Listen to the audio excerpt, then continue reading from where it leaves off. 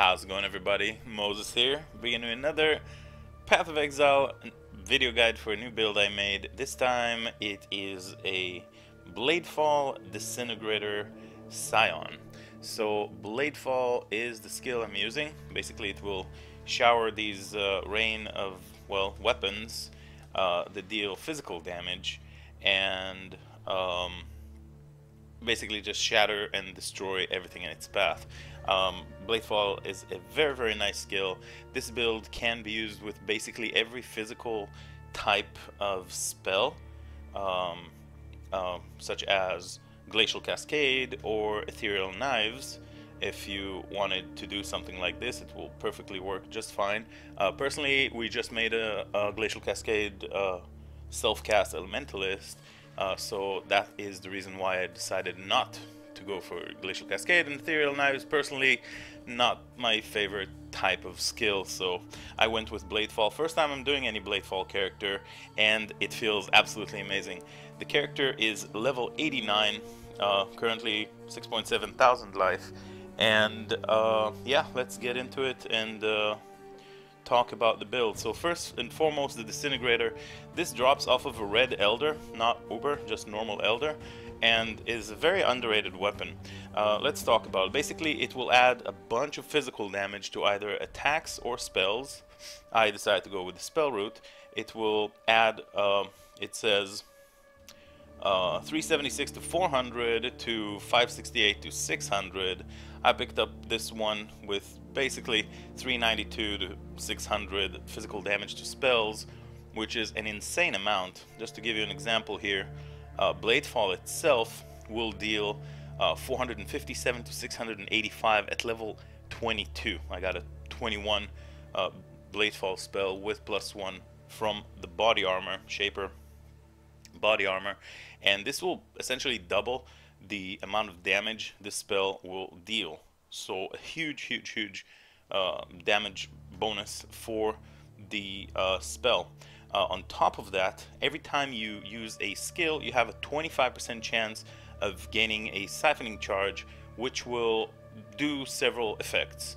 Siphoning charges will add physical damage per siphoning charge, will allow you to gain non-chaos as extra chaos per siphoning charge, additional phys damage reduction per siphoning charge, leech, damage leech is life per siphoning charge, and the drawback is you take 150 physical damage per second per siphoning charge if you used a skill recently.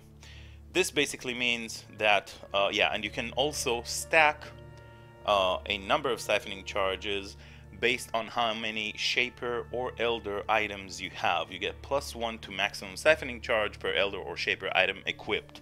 This is why it is in your best interest to stack as many as possible, which is 9, because there are only 9 item slots while equipping a staff, either Elder or Shaper items. So let's, now that you understand the mechanic of this staff, how it works, you want to get Shaper or Elder item gear parts on your character to be able to maximize the amount of siphoning charges that you can stack up to a number of 9, and just add a bunch of physical damage. Non-chaos is extra chaos, which sums up to 9 times 4, 36% more as chaos damage, and getting the leech, getting the phys damage reduction, and the drawback of degen of physical damage per second if you use the skill recently, which is all the time. So we're constantly taking damage over time that is physical. So yeah, let's go through the gear. For the helmet, I picked up an Elder helmet. Increased BladeFall damage is the enchant. And this one I chaos spammed until I got Conk effect with increased area damage, because it's a huge damage modifier for us. BladeFall is an AoE spell. These are the only tags that you have for it. So yeah, we got some life, the resistances that I need, and the area damage with a helmet enchant Elder helmet. To mitigate the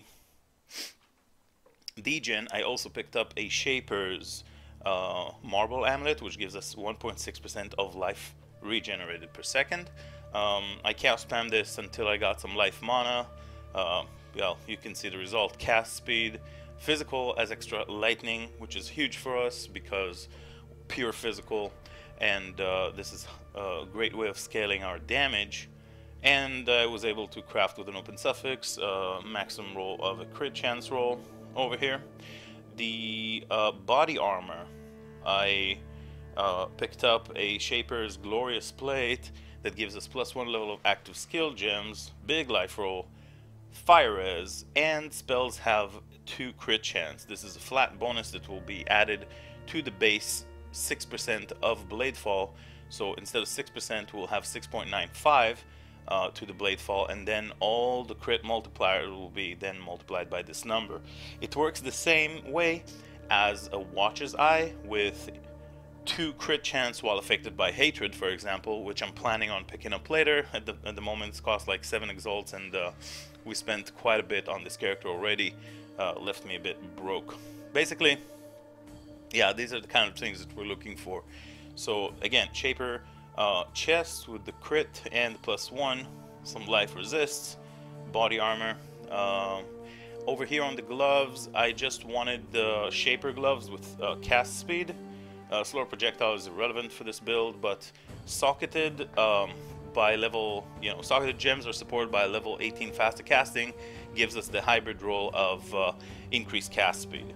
So yeah, on top of that we got some life strength, which is even more life, and some cold resistance that we need for the build. The belt is another Shaper item with increased cast speed doing Flask effect, bunch of life and the resistances that I needed. On the boots, these are these are Elder boots that are crafted with fossils, which allows an insane amount of lightning resist. I picked these up for 2 exalts. Big strength roll, which is life, crafted max life, big resistances. Nothing too special in terms of like Elder mod on these boots, just solid movement speed, resist life type of boots, and the fact that they're Elder allows us another siphoning charge and all the bonuses from the Disintegrator staff. And to the rings, I picked up a Mark of the Shaper. Now this is a bit tricky. Mark of the Shaper, pretty standard ring for all type of casters. But the tricky part is that I wanted to also have some magic find on my gear and also be able to have increased quantity. So I used, I tried chancing a Venter's Gamble off of a generic, gold ring by Elder, because we want the other ring to be an Elder item so that we can get the 60 to 80% increased spell damage if your other ring is an Elder item. And so you want the other ring to be an Elder item, and you can use a generic life resist, even Assassin's Mark on hit, to generate power charges. This way, with an Elder ring, which is very common, very standard, and a whole lot cheaper, I ended up spending about 3 exalts buying Scour Chances, and when I couldn't click anymore, I just bought a 6.4 Exalted Orb Prophecy called Trash to Treasure that makes the next Chance Orb you use on an item turn it into a unique. There's basically 2 gold rings possible results that can be either Venter's Gamble or Average's something. I don't remember the name of the other one. Fact is, the other one is either league specific item, so it can't be chanced, or it is an extremely rare one. So I took my chances, and I got a Venter's Gamble, divined it to this result. Pretty solid quantity, rarity, a bunch of positive all resistance, which made gearing up a whole lot easier, with 110, I believe, total all resists coming from the I guess 120 total all resists coming in from the ring on this slot made it a whole lot easier. But of course, if you want to make this build, you don't have to spend almost 10 exalted orbs on just a ring slot, which is essentially a Venter. But I did want to get the additional quantity, rarity, and all that kind of stuff, and I'm happy that I was able to divine a ring like that once I did get it to be an Elder. So that's a pretty unique piece of unique ring here, if you may. So we covered all the gear. Let's go over the links. Over the links we have BladeFall, of course, with physical to lightning, because we do want to convert our damage to elemental. So we got 50% of physical converted to lightning, faster casting, increased critical strikes, spell echo, and added fire. Added fire is not the ideal last link. I would much rather use spell cascade, increased AoE, concentrated effect. All of these gems are going to be a whole lot better than just added fire, but the fact is that this is a pure armor based chest, and it was the only one available on POE trade. Basically, I 6-linked it myself, and I used, you know, the Varisi recipe to get 5 off colors on a pure armor chest. It is extremely hard and extremely costly. When I get more currency, right now we're in a pretty low stat situation.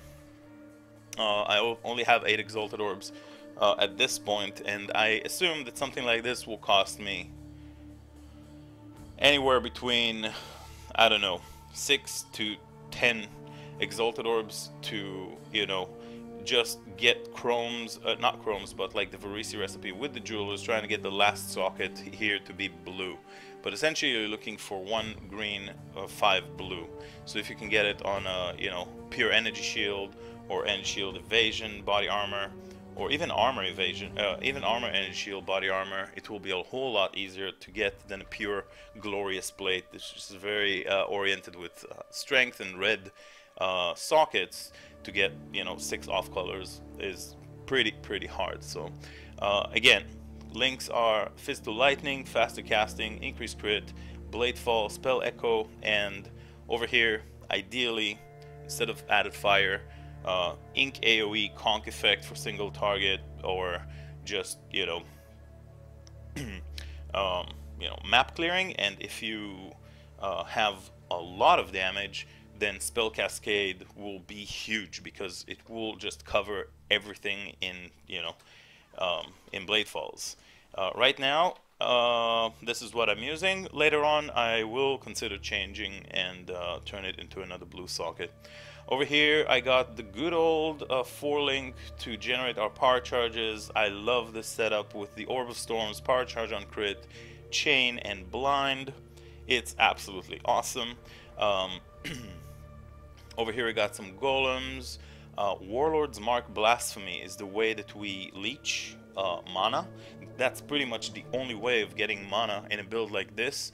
It means that we reserve, you know, that we basically won't be able to use the Herald skill, which is kind of a shame, but it's the only way. So there's no other way around it.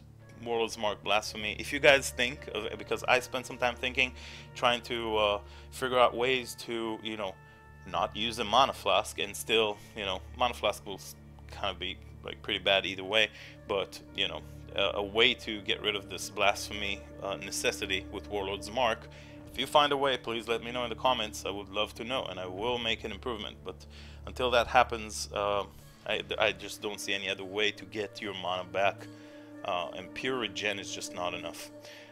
So yeah, Summonize Golem, Sunstone Golem, we use just one, depends on the situation, but both of them are kind of useless, because golems are pretty useless if they're just standing on a 1-link and not an entirely dedicated build for. So, and in the staff we have, I'm just leveling up on Enlighten here, but Hatred, of course Hatred is huge because we are pure physical, and then we get a huge cold damage.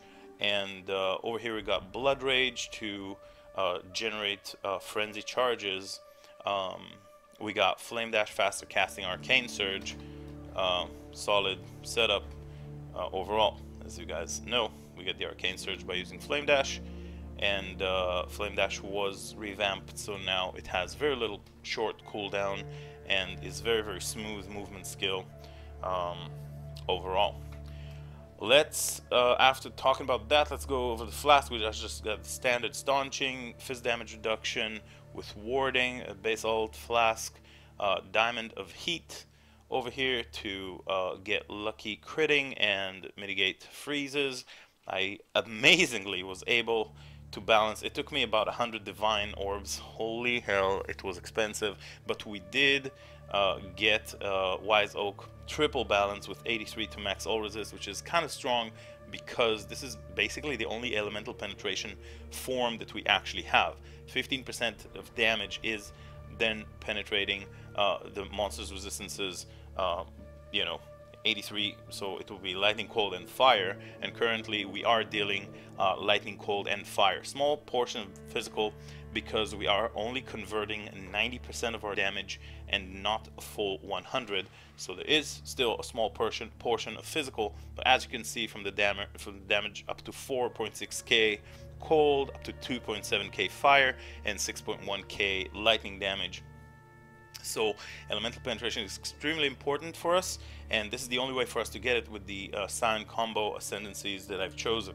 A serious promise because it's absolutely huge, no need to explain. Pure physical and elemental, 35% huge, more multiplier, just, yeah, as you can see right here, 128 to 165.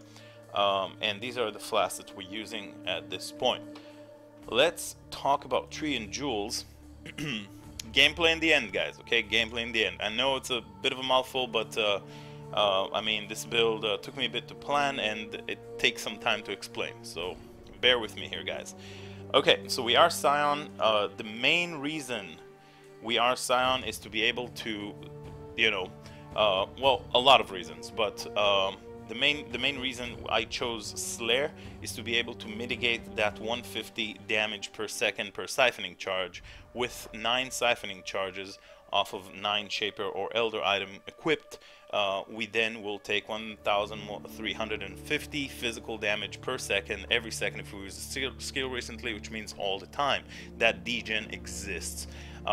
To combat that, again, we picked up things like a marble amulet. We do have some life regeneration nodes here at the beginning of the Scion tree. We have some life regeneration here, and in some other parts, I believe, as well. Yeah, quick recovery gives us some life regen, and overall, we got 640 with the stone golem. Let's pop in this guy. So 537 life regen. That's about half of the damage that we take from the Maelstrom Disintegrator staff. The other half, and much more, is then granted us in form of leeching. And of course, with the Slayer, leech effects are not removed at full life, which is the key line here to enable this build. Without this, we would degen more than our life regeneration, or alternatively we would have to spec heavily into regeneration. Oh yeah, we also have this life regeneration here. We would then have to spec like heavily into regeneration, picking up all these Templar nodes, maybe even Warrior's Blood, and you know, there's another 0.8 regen here, there's another regen nodes over here that will then mitigate. But honestly, I didn't want to make a righteous fire build with just a bunch of regen and still not be able to do a lot of damage, and this will heavily cost a lot of skill points to get to these areas. So I did end up choosing the Slayer. Slayer offers tremendous bonuses for this build, frankly. It gives us Culling Strike, which is 10%, and the monster is dead. It gives us, you know, you bring it down to 10% and then you one-hit it. Increased damage while leeching 20%. Life Leech, of course, the key enabler of this build. Increased area of effect if you've killed recently, which works beautifully with mapping or, you know, delving. Cannot take reflect physical damage. Is kind of, you know, pointless for us because we barely use any physical damage at all, so reflect won't do anything for us in this sense. I did then opted to go Raider. Raider is just awesome for frenzy charges, for onslaught. Frenzy gives us bonus damage and gives us bonus to our cast speed, which tremendously affects our build, as well as onslaught, which gives 20% attack and cast speed, attack, cast, and movement speed. So we get a lot of cast speed, a lot of smoothness, and, you know, kind of like the way the build works just feels so much better once we pick up this Raider node, because we permanently, once we have our Blood Rage up, we permanently in mapping have frenzy charges and Onslaught. So we're so much faster, and this is again the movement speed and the Onslaught. That's pretty big movement speed bonus, and overall this is the reason why I decided not to go with an Adrenaline Quicksilver Flask. Yeah, let's talk a little bit more about the tree. Starting node here, Path of the Duelist, to get all these, you know, some life, some strength nodes, and then these life nodes right here, some more life nodes with the Golem's Blood, more life regen and maximum life. The build itself, it's kind of hard to get crit multi, but whenever you can get it, it's actually pretty huge. Things that will work with this build is generally, when you're looking for jewels, is generic global crit multi, increased global physical damage, increased area damage are the only three modifiers, or spell damage are the only four, I guess, modifiers that will work for scaling damage through socketed tree jewels. So that's what I went for. I try to get life, crit multi, area damage on jewels like this. We picked up the thick skin. Here is how we convert, you know, total of 90% of our damage to elemental. We have to use the weapon cold damage, but it's of course the weapon cold damage and the Winter Spirit convert physical, even if it's a spell or not. It's just pure global physical damage converted to cold. The increased cold damage with attacks, of course, is irrelevant for us because we're a spell, not an attack. So yeah, we do get the 8% cold damage generic node here, which is kind of small because not all of our damage is cold, just 40%. But the big conversion, this is what's happening here, is what, you know, make us pick up this node. After that, we go into life over here. Big crit multi, crit chance nodes over here. Another jewel with some cast speed, crit multi, and global physical damage. This was just one chaos, or two. Was it two? Yeah, I think it was two. So 2 chaos for tri-prop jewel over here. But when you want to get life on a jewel, then it becomes 1 exalt instantly. Instead of that cast speed, put increased life, 1 exalt. So 2 chaos, 1 exalt. Kind of a huge difference.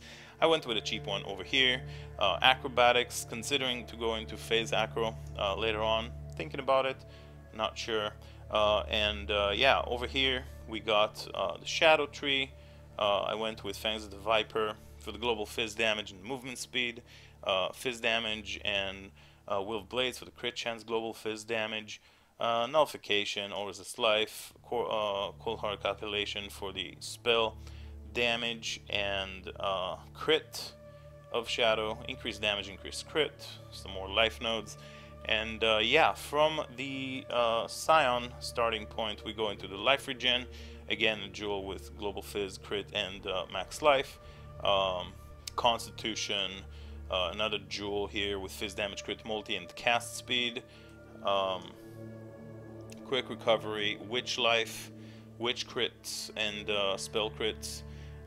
Generic jewel here with fizz damage, crit multi, and life. Rolled pretty well. And yeah, amplify for some area damage and area of effect. Life regen, and Ladder Divinity for the spell damage cast speed, and crit for spells, and Holy Domination for the, well, global fizz damage, all res, elemental damage, and the chances to shock, freeze, and ignite. One last thing about the tree and jewel is this little thing. This is currently 9 Exalted Orbs. Unnatural Instinct. Unnatural Instinct is a jewel that was recently introduced to the game in the current, current patch in the Delve League. I'm not entirely sure which monster drops it. Maybe it's a unique boss inside the Delve that drops this guy. Maybe it's a random world drop. I'm not entirely sure. The wiki doesn't state, and there's no real information on drop restrictions. But this is a tremendously good jewel to use for a build like this, because it gives us that it makes it so that allocated passive skills grant nothing, but unallocated bonuses from small passives grant everything. So if you do not allocate passive, you will still get the bonus inside the small radius of the unnatural instinct jewel. So when we put it in a spot like this, we are getting all the spell damage from these nodes. We are getting all the cast speed from these nodes. We are getting 2 life nodes over here. the small ones. This one is not considered, but we're getting the 2 small ones over here, and we're getting the crit multi from here. So this is why when you see 6.7k, we drop it at 6.5k, and if you look at the DPS, it's 130k, and if we drop it, it's 105k. So kind of a huge difference because of the crit multi, because of the cast speed, and because of the spell damage. Make sure for a build like this, attack speed and dexterity, you see it's caps, it's like higher font size, like bigger font size, because we're not actually getting the bonuses. 3% increased attack speed, no, just the attack speed title on this jewel, because allocated small passive grant nothing, non-allocated grant everything inside this ready. So we also get like this intelligence, but that's kind of irrelevant for us. This is it. Oh my, I've been speaking for a while now. Let me grab a sip of water.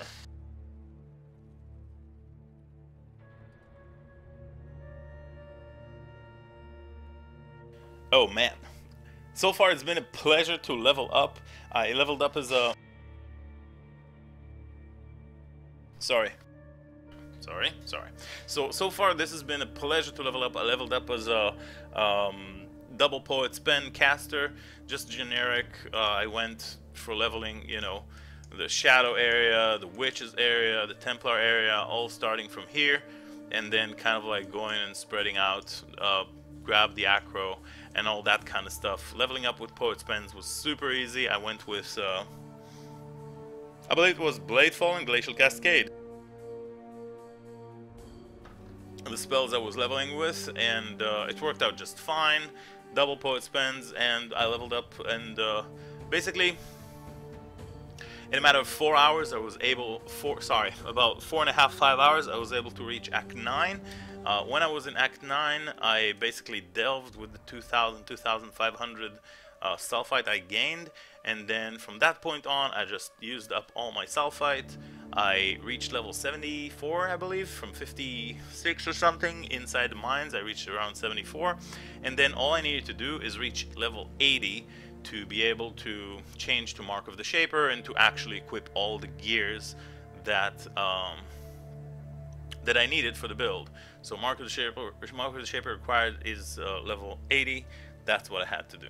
So at that point I basically just finished the game, killed Kitava, started doing some breach stones. I bought these breach stones. This league are extremely cheap. They're like 8 chaos or something, and they give so much XP. They give more XP than the Zophs or the, you know, not the Chayulas, but Zoph, Ash, and Tal. So I went and I bought, I don't know, 7 or 8 or 9 of these, and I just leveled up using breach stones. It was very, very, very smooth. We reached level 80. The damage was incredible with the poet spends, and then I started, you know, working around. The past couple of streams, you may have watched it. It was kind of fun doing kind of like, you know, an all-out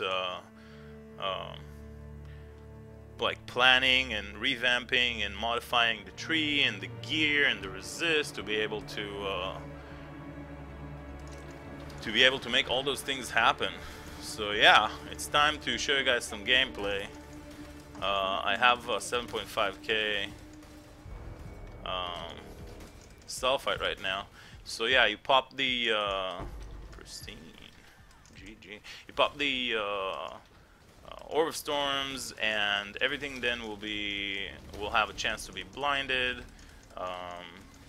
You know, you'll have your power charges as well. Make sure you pop that Blood Rage.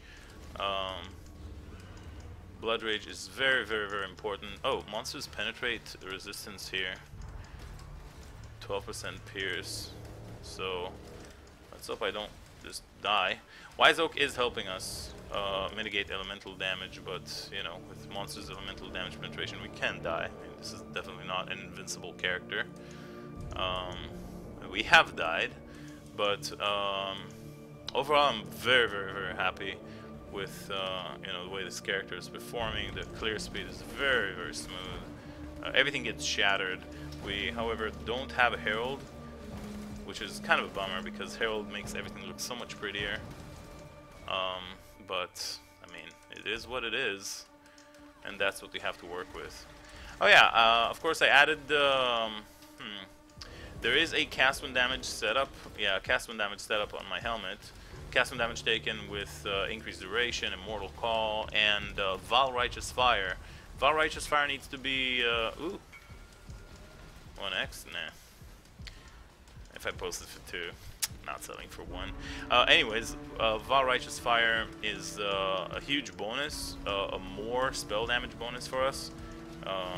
Let me pop it real quickly. Stack a little bit. Pop it. Okay, and with everything up, I have 527,000 sheet DPS. You know? 1x ADC. If I posted for 2x, can't accept 1. Sorry.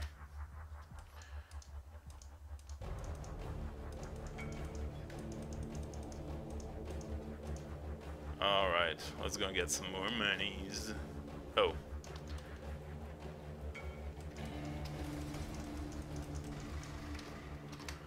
No problems.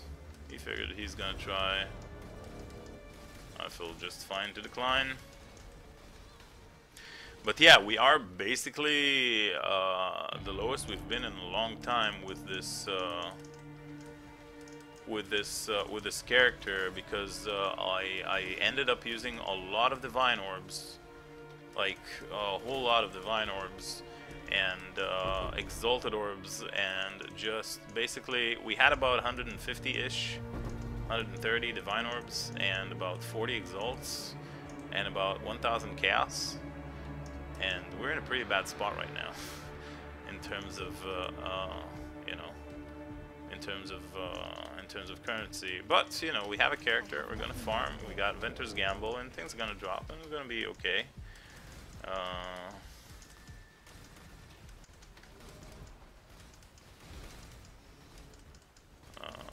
don't know right now what the tier is, but yeah, I was just showing you some gameplay, having some fun with this character. It basically obliterates and shatters everything, and gameplay feels very, very smooth. Strongly recommended. You can make, like I said, you can make a Glacial Cascade, Ethereal Knives, that's your thing. You can even just like not focus on the chaos damage and the degen, and not equip that many.